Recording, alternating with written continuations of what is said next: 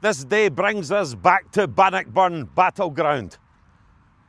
Fought in the month of June, 1314.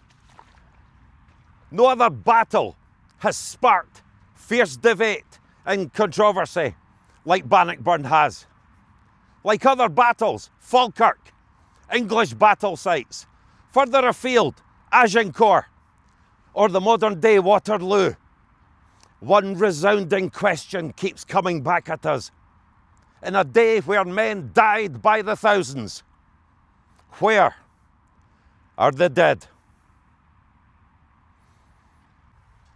Good morning. We find ourselves down on the fields of Bannockburn once again. And with me this morning is Max Muir from Robert the Bruce, Genius of Bannockburn.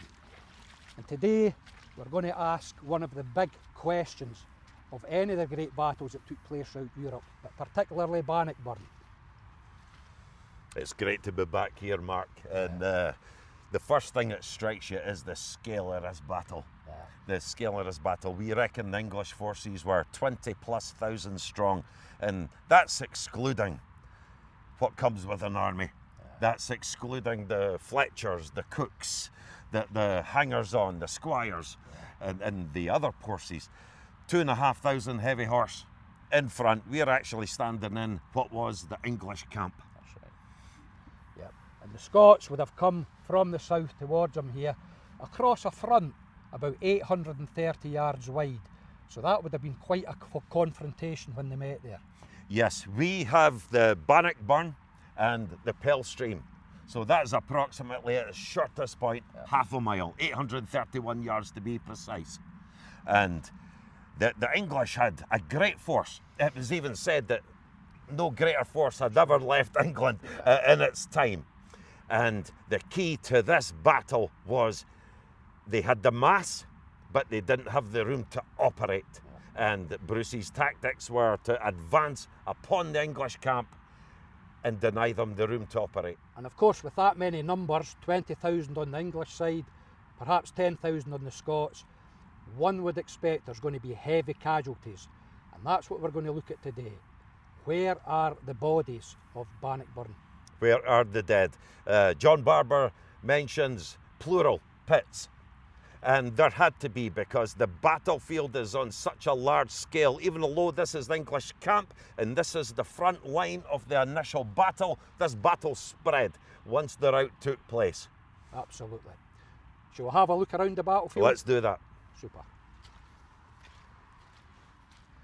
So here we are, Max. This would have been the front line of the battlefield. And effectively, 20,000 on the English side, 10,000 on the Scottish side. This was some clash, wasn't it? This was amazing. We are roughly from where the Scots first advanced, about 100 metres or so, just down there. And the Scots would have pressed in here. Now, that would have taken some time because the English were mostly caught unawares. And there was great confusion in the camp. The Scots have held the line and they have pressed forward. It would have been terrible. The first nightly charge, what's imperative for the Scots is that they kill the horses. So they have to come and set these pikes into the ground. The butts have to go into the ground. They have to absorb that cavalry charge. That is crucial that the Scots can hold that line. Absolute carnage. They had to stop the cavalry because if they got through and in behind the Scots, it could have been game over. But they had to hold that line, and they did so. And regrettably for the horses, they were in the front line. It would have been carnage as they were taken out. The chroniclers speak about the great screams of the great destriers. And of course the knights, once the horse goes down, they're in heavy plate armour. Some would not have been entirely armoured either. They were not ready. But the Scots, they said it was like penetrating a thick set hedge. That's right.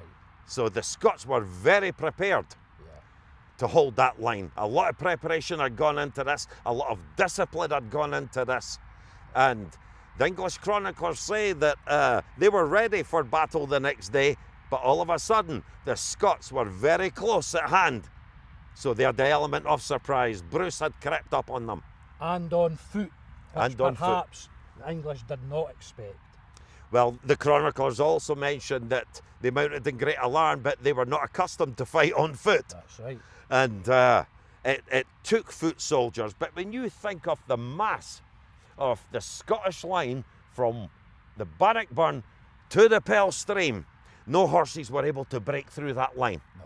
If they were, they could have gotten through so far, or perhaps all the way through and recharged from the rear. Yeah. That would have been carnage for the Scots. They had to hold that line. And you are talking about, with that jamming, no movement for a while, possibly 2 to 3 very low momentum cavalry charges. You're talking close quarter killing. Absolutely. And in that scenario, there is no chivalry shown on the battlefield, is there? It is brutal. And these guys are getting taken out. The Scots are fighting for their freedom. The English are fighting for conquest. None willing to give ground. So there was no chivalry going on here. This was a brutal affair. Chivalry was not present on this day, and it certainly was not part of Bruce's tactics. And this was about decimating your enemy. They had to be destroyed. Yes, the English likely had the greater force. There is a lot of debate on Scots' numbers, but for the Scots to hold that 830-yard line, they had to be at least 10 to 15 men deep to absorb all that. Absolutely. And of course, once they started to move forward, once they got that charge on that you talked about, and the English were pressed back, they would have moved back into the battlefield. Shall we go and have a look at some of the other areas? Let's do that. So here we are, Max. We're up on top of the knoll, down on the Cashland. And this would have been a great vista for the English to look across the battlefield. And Edward must have seen quite a sight from up here. This is King Edward's view with his commanders. The chroniclers tell us that he can see over the heads of his entire army. So the Scots that are out there, roughly where that hedge is now, he's seen an entire front line. He's seen the front line of his heavy cavalry crash against the front line of the Scots. And where that carnage is taking place, the cry of the horses, the cry of the wounded, the great jamming that's taking place, and he's watching his knights and those great destriers go down. And that would have taken place over a 830-yard front, a front of densely packed spearmen coming towards the English, because the Scots were armed with hand axe and spear. Spears and small daggers as well. Those spears would have been put straight into the belly of those great war horses. It's essential that they go down, because if those horses are wounded and their legs are thrashing around, they are going to break the legs of that Scots front line. So that is congested there. And that's where the brutality begins. The knights are unhorsed, the visors are lifted, or any weak point or holes within the armour, they're put to death there and then. And as hard as the English tried to push forward, the Scots stood steadfast. They did not budge an inch, and they pressed, they applied the pressure, didn't they? And the English could not get in behind them. They held that line, and little by little, foot by foot, they got over those carcasses, over the dead and dying, and they pressed their advantage forward. It must have been close. King Edward must have possibly even seen Bruce in the eye. They would certainly have seen each other before Edward decided that all was lost. We have to remember that there are around 17,000 infantry behind the heavy cavalry. Now, the pressure that they were causing was immense. The cavalry could not move forward, backwards, or to the side. They are sitting ducks where they stand. It's only when they understood what was happening that the infantry retreat, they're in flight, and the rout starts to take place. And it's hard to describe the cacophony of sound that would have taken place here. The dead and dying horses, gutted with the spears, the men that have gone down, the blood and gore that surrounded the ground. This was not a pleasant place to be that day. Battle's a terrible thing, and we're in an age where the majority of us have not experienced it. But when you have all those insides both animal and human, lying over the ground, many of them dead and dying. The noise must have been deafening, but the sheer adrenaline of battle, of surviving, but also the sense of victory over your enemy. Terrible doesn't even begin to describe the brutality of medieval warfare. And of course that's what we're here to discuss today, the dead and the dying, because at this initial confrontation there would have been quite a high casualty rate. So we've got lots, the day after the battle, we've got lots of dead bodies here scattered across this part of the field. Once the rout started to take place, the battle shifts, and many dead and dying are left on the field. They would have been getting finished off with someone. Edward's already left the field, and the Scots are in hot pursuit of the enemy. There would have been a burial pit here the very next day. It makes no sense to carry them any distance. That's the first of the burial pits that we'll go and look at. And that would have been deep under the ground here, in front of the pond. Shall we go and have a look at that? Let's take a look.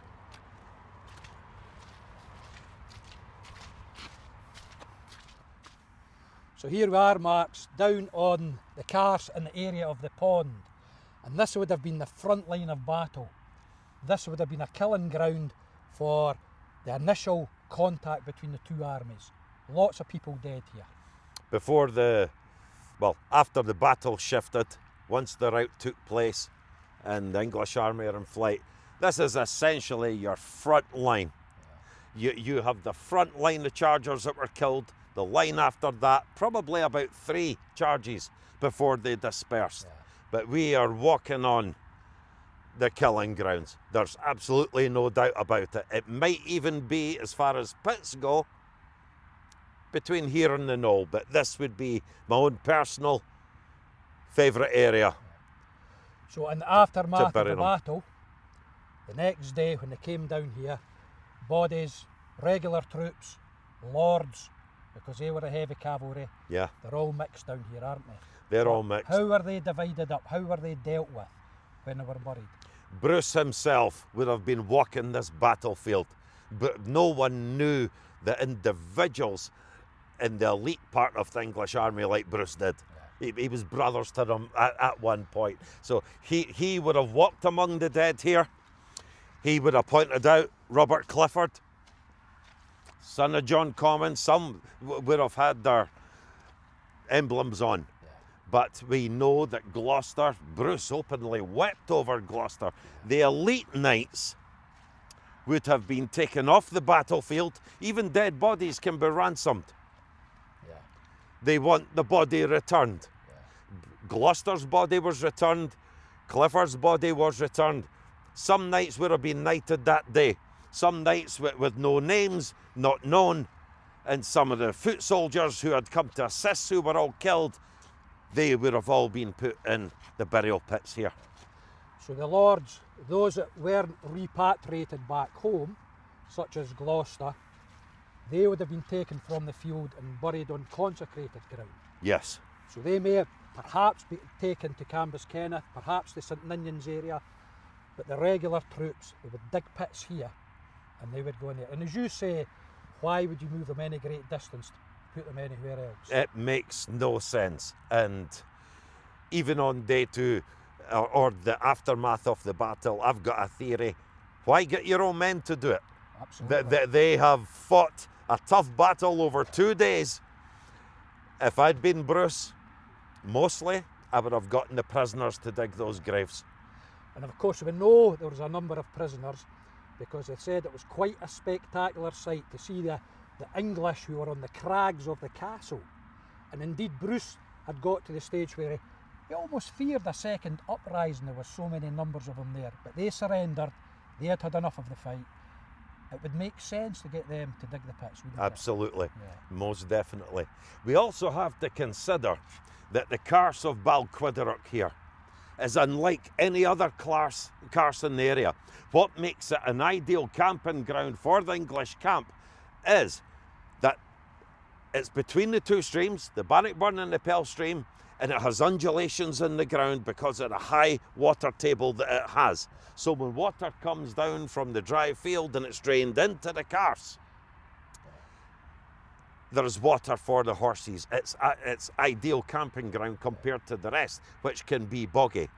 But if you were to search for the dead here now, you would probably have to go quite deep because of that underwater current that sweeps it out to the Forth. So we're going down deep. It is the initial contact area. It's a great place for one of the pits. I reckon 10 to 12 feet down from where we're standing are some of the dead. And of course, as the rout took place and they were pushed towards the Bannockburn in the distance here, the second great carnage took place, didn't it? That was the carnage. That was where it said the Bannockburn holds the nameless and the faceless who will never know. Most were killed between the camp and the burn, and we're going to go and look at the great ditch. Shall we do that? Where all that bloody carnage happened. Let's go and have a look. So we talked earlier on, Max, about the rout, and this is the Bannockburn here. From the front line of the battle that we looked upon earlier, the Scots would have pushed the English over towards the Bannockburn here. And you can perhaps see the steepness of the banking and the depth of the burn here that they would need to try and get across. Now they would be doing that in an absolute panic. It would be carnage here, wouldn't it? What a prospect for those people that did not know the landmark. They have come down here, which is treacherous ground already. All around them, their comrades are being speared in the back, axes coming down in their heads.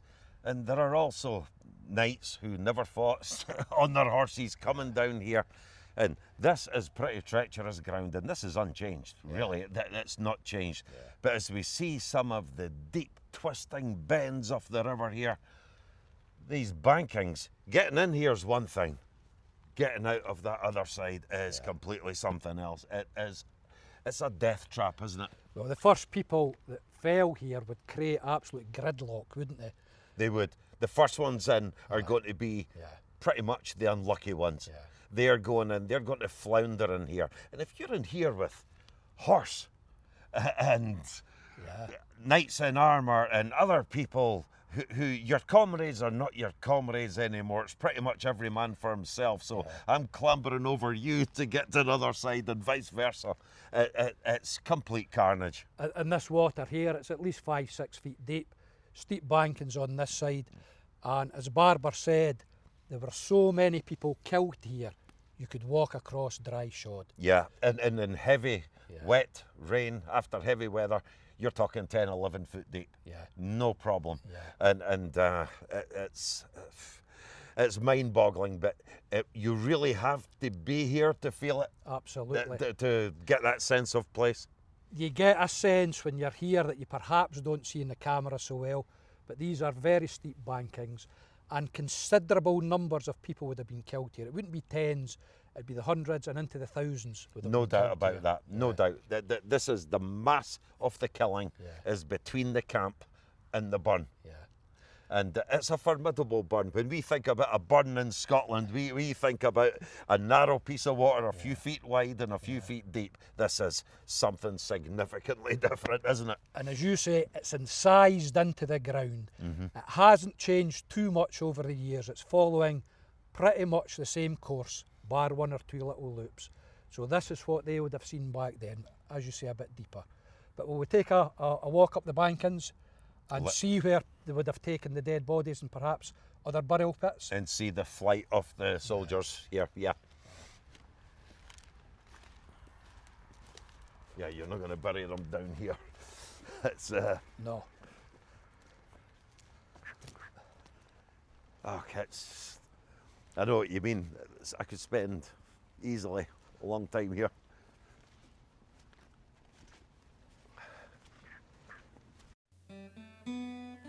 Here you can see Max making his way down from the flat level of the Carse down towards the Bannockburn.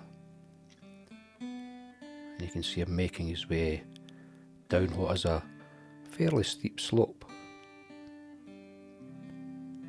And as it gets down to the banks of the burn, we'll give you some scale as to just how deeply incised the burn is within the Carse. Now that level from where Max is now up to the flat level top of the Carse is about 8 metres. As he makes his way along the banking there, you can see that that burn hasn't changed course much in all those hundreds of years, because it's unable to do so. And there Max going to make his way back up another 8 metres onto the flat level of the Carse above. So we've come from the Bannock Burn back up onto the higher Carse here, Max, and they would have brought the bodies away from the burn, wouldn't they? Most definitely. They're going to drag them out there. Yeah. They're going to loot them. Yeah. They're going to see what they've got in them: weapons, armoury, money. Yeah. But they're not going to dig. This is day after the battle. They're not going to dig on a slope. They're going to bring it up here where the digging's easy. Yeah. And of course, this field here is strewn with so many dead from that day before, because they were pushed back into the burn. Well, so it makes sense to absolutely, put the pits because here. the rout took place right over here, Yeah. down towards the burn where we've just been. It would have been panic and confusion, lots of bodies scattered around. And they wouldn't have taken them too far, as we've said. So within the area of the Bannock Burn here, we're looking at other pits. Absolutely. That maybe even 2 to 3 pits here. Yeah. It makes sense. You're not going to carry them anywhere over what is now the modern A91 into the Carse. Yes. You're going to bury them where they fell. Yes. And most of the elite knights have been killed in the first part of the battle. Yeah. Who is escaping here along with the infantry and foot soldiers? It's mind-boggling what they actually went through here. But you'd have been tripping over bodies and horse here. Absolutely. Now there's an interesting story about one particular character who was found the next day and introduced himself to Robert the Bruce, wasn't there? This character has, the experience this man has, he keeps cropping up in our history. He fought Stirling Bridge. That's right. And he's been in numerous other conflicts, but he was found hiding in one of the bushes. And of course he was found and taken to King Robert the Bruce, who embraced him. That is Marmaduke de Twing. Quite a character. Quite a character. And of course his accounts Yes. to Guisborough are very important. He gave great accounts of what happened in Scotland's history in their fights with the English. But he survived another battle, hasn't he? And of course that showed Bruce for the man that he was too, because he showed great magnanimity to Marmaduke, didn't he? Treated him well. He treated him well. He dined with Bruce that night, and what's more, Bruce sent him away with gifts. That's right. So he's come up to this battle, he's been on the losing side, it's been a massacre. Yeah. Scotland have won the day, and he goes away with souvenirs brought up by his own army, and he goes away with mercy and his life intact. So Bruce was obviously very fond of this man, but it just shows you, Bruce openly wept over the body of Gloucester at Cambus Kenneth. They were cousins.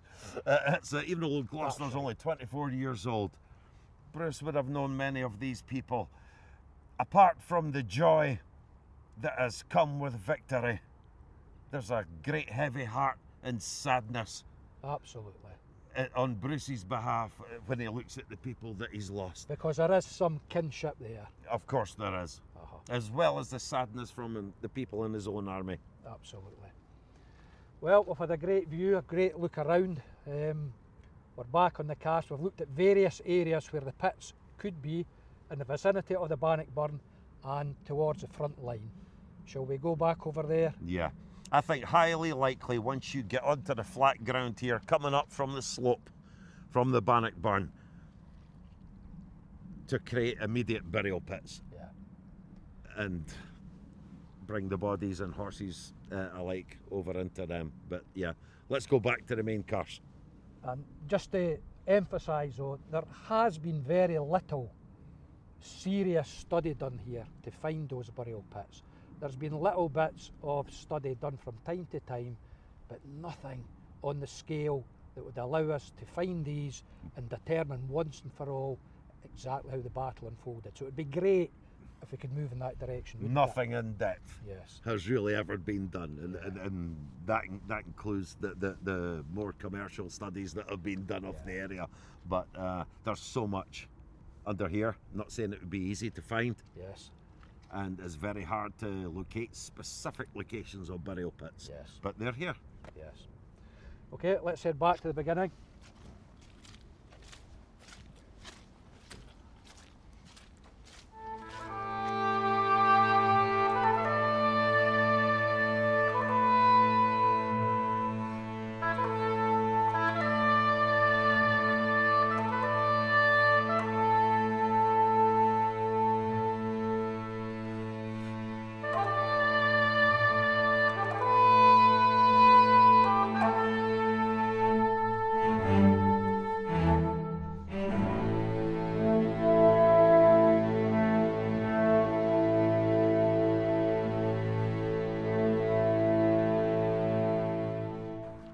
So here we are, Max, back where we started in front of the knoll, back down on the Carse lands here, and Robert Baston mentioned about the carnage that took place that day, didn't he?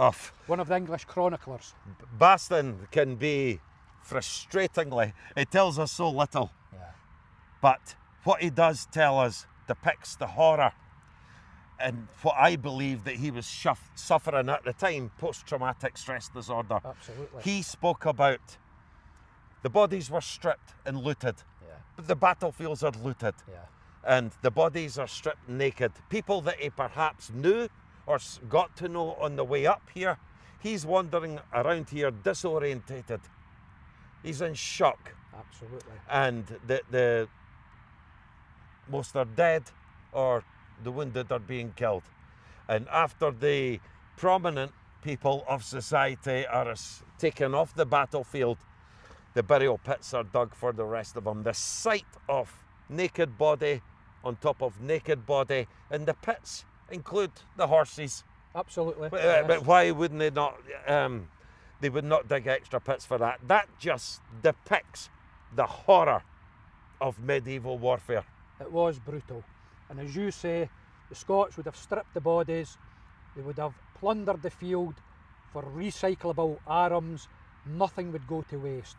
And of course the booty and the plunder was part of the spoils for the victor. But as you say, Baston lays it out quite plain.